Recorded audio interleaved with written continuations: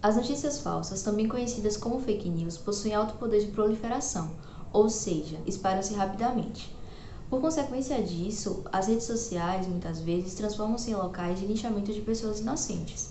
Além disso, é possível ver a influência dessas informações em questões de saúde pública, em que podemos citar o fortalecimento dos movimentos anti-vacina no cenário de pandemia da Covid-19, apoiados pelo próprio presidente da República, Jair Bolsonaro, em que de algum modo dificultaram o enfrentamento da doença, uma vez que as pessoas acreditavam nas falsas notícias e alimentavam o medo de serem vacinadas.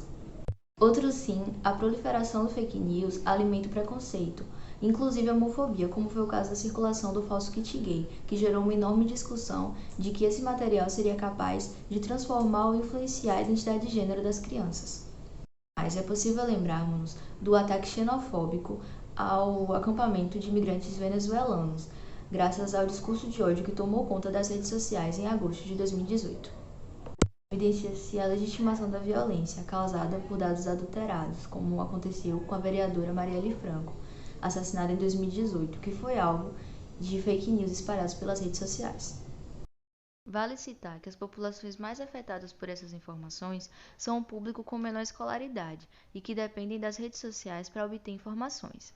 E essa desinformação é alimentada por pessoas de grande influência social, que pretendem manter interesses próprios. Portanto, torna-se necessário, primeiramente, responsabilizar o Ministério da Educação, pois essa ignorância é parte da negligência no sistema educacional, embora esteja previsto na Base Nacional Comum Curricular a cultura digital, que assegura que os indivíduos saibam lidar com as diversas notícias de forma crítica.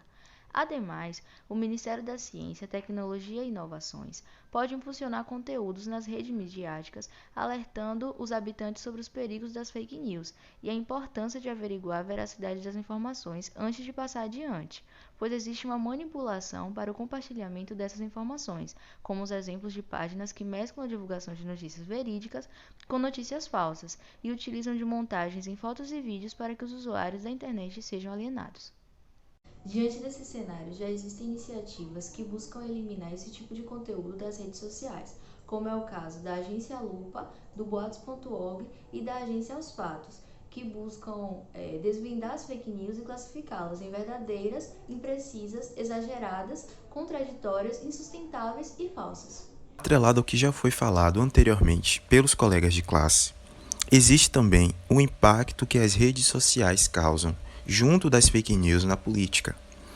Quando as redes sociais propagam notícias falsas, ela possui um impacto decisivo muito forte na opinião pública, como aquele velho ditado: uma mentira dita várias vezes se torna uma verdade. Um exemplo prático e que aconteceu na nossa sociedade foi nas eleições de 2018, que as redes sociais tiveram envolvimento com o uso de fake news e isso acabou impactando a política.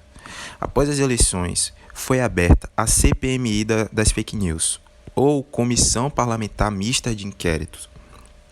A motivação pela criação da CPMI foi a suspeita do uso de notícias falsas, desinformação, além de incitação de outras práticas criminosas na internet durante as eleições de 2018.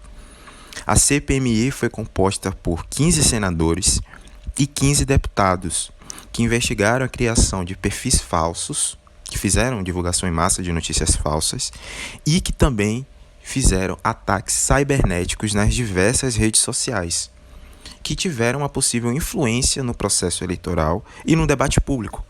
Dessa forma, fica claro o impacto que as redes sociais causam junto com as fake news na política, pois possuem o poder de conseguir mudar a opinião pública e fazer com isso a mudança no cenário político, sendo necessário que os canais de mídia e veiculação de notícias revisem suas fontes de informação, mas que também, além disso, a população examine as notícias políticas que recebem e que também compartilham, para que o debate público cresça corretamente sem a influência de notícias falsas. Diante de tudo que foi exposto aqui, é muito importante a gente lembrar o quão fundamental é o acesso à informação para o funcionamento de uma democracia, sendo algo que é inclusive garantido pela Constituição de 88, que no inciso 14 do artigo 5º diz o seguinte: É assegurado a todos o acesso à informação e resguardado o sigilo da fonte, quando necessário ao exercício profissional. É um direito que ele surge num contexto em que o Brasil está tentando retornar aos eixos, está tentando se recuperar dos 21 anos de golpe. E a gente sabe que durante a ditadura militar, muitas coisas passaram a correr às cegas do povo, né? Muitas coisas envolvendo o poder público foram realizadas de maneira sigilosa. Então, um direito como esse surgir num contexto como esse reforça ainda mais o quão importante a informação é, o quão importante é estarmos informados. E aqui a gente pode perceber também o quão importante a informação é justamente para o estabelecimento de poder, porque uma vez que o povo passou a ficar desinformado durante a ditadura, muito se reforçou do poder dos militares. Que lembra um pouco as palavras de Milton Santos sobre a tirania da informação no livro Por uma Outra Globalização, quando ele diz o seguinte: o que é transmitido à maioria da humanidade é, de fato, uma informação manipulada, que em lugar de esclarecer, confunde. Isso tanto é mais grave porque, nas condições atuais da vida econômico-social, a informação constitui um dado essencial e imprescindível. Dentro de tudo isso, a gente pode perceber que existe, de fato, uma conexão entre governos antidemocráticos, governos extremistas e o uso de informações enganosas como um artifício de poder. A gente tem um exemplo do Grande Irmão, do livro 1984, do George Orwell, que, ainda não representando uma democracia, esse livro traz uma coisa muito interessante, que é o Ministério da Verdade, que, ironicamente, tinha o poder de omitir informações e reconfigurar a história, em prol do fortalecimento do poder desse Grande Irmão. Tudo isso deixava a população extremamente alienada, uma vez que tudo que o Grande Irmão já havia dito em algum momento da história se tornava uma verdade absoluta e incontestável. Agora, trazendo para uma realidade mais palpável, eu gostaria de citar o exemplo de 4 homens que fizeram uso de informações enganosas em prol do fortalecimento do seu poder. Primeiramente, temos o relato da frase dita pelo ministro da propaganda da Alemanha nazista, Joseph Goebbels, quando ele fala que uma mentira repetida 1000 vezes torna-se verdade. Ainda que não haja relatos históricos que comprovem que isso foi realmente dito, podemos extrair o uso declarado de informações enganosas por um governo notoriamente antidemocrático. Outro exemplo é o Plano Correia de Vargas, que afirmava haver uma ameaça comunista no Brasil, tudo isso somente para justificar o golpe que ele daria em 1937. Da mesma maneira, Donald Trump, baseado em informações enganosas e distorcidas, criou um cenário de perigo iminente nos Estados Unidos. Tem um livro da ex-crítica literária Michiko Kakutani chamado A Morte da Verdade, Nota sobre a Mentira na Era Trump, em que ela diz o seguinte, abre aspas, em suma, Trump criou uma imagem de uma nação em apuros que precisava muito de um salvador, fecha aspas. Ou seja, enquanto os Estados Unidos apresentavam dados de baixa criminalidade, Trump dizia que o país estava assolado por uma onda de crimes. Enquanto dados apontavam que os imigrantes são menos inclinados a cometer crimes do que os nascidos nos Estados Unidos, Trump dizia que estes imigrantes mereciam ser mais investigados e que eles eram os responsáveis por essas ondas de crimes. Todas essas falas são muito calculadas, servem para mexer com aquilo que o povo teme, mas acaba não falando. E como uma figura pública, tal qual um candidato à presidência se pronuncia dessa forma, as pessoas ficam cegamente encantadas com essas promessas. E por último, temos Jair Bolsonaro. Desde o rumor sobre as fraudes nas urnas eletrônicas ao kit gay de Haddad, o presidente deturpou várias informações e inventou outras, para instaurar um clima de pânico mesmo, que reforçasse a sua presença como a única salvação para o país. Tanto as atitudes de Trump quanto as de Bolsonaro ferem gravemente os sistemas democráticos vividos pelos norte-americanos e brasileiros.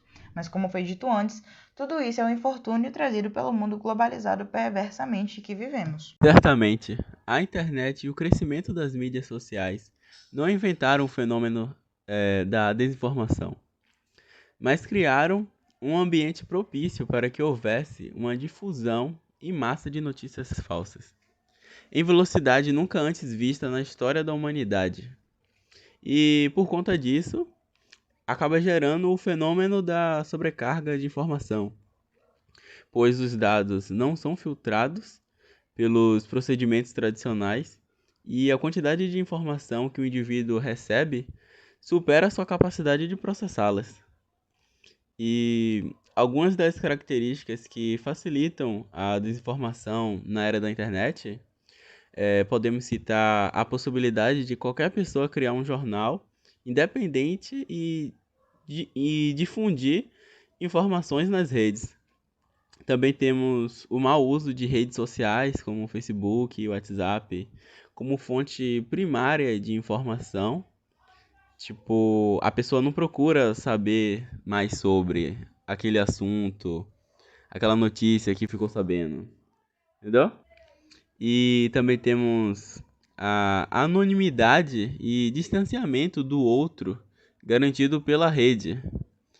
E a polarização da esfera pública que gera um contexto ideal para a aceitação sem grandes questionamentos de notícias que colaboram para narrativas favoráveis à posição política do receptor. E também temos o fato de que muitas vezes a pessoa que envia uma notícia possivelmente falsa é um conhecido ou familiar. E por conta disso, a proximidade e confiança pessoal com aquele que divulga a informação torna muito mais difícil o descredito da notícia. Se torna bem mais complicado daquela pessoa ver que aquela notícia é falsa ou algo assim, por conta que é um parente, um tio, um pai mandando, entendeu? E os textos, áudios e vídeos que circulam por meio do WhatsApp é o tipo mais comum de propagação de fake news no Brasil. Pela popularidade do aplicativo e também pela falsa ideia de credibilidade que essa mensagem passa aos usuários. Ao ser enviada muitas vezes por contatos próximos e de confiança. Então, as pessoas precisam praticar boas formas de reforçar o consumo de notícias. Não ficar compartilhando informações na qual não conhece a procedência de que é verdadeira. É sempre importante cruzar fontes. Se acabar lendo ou ouvindo alguma coisa que pareça esquisita, cruze com outra fonte e veja se essa fonte de informação é de confiança ou se já é conhecida por você.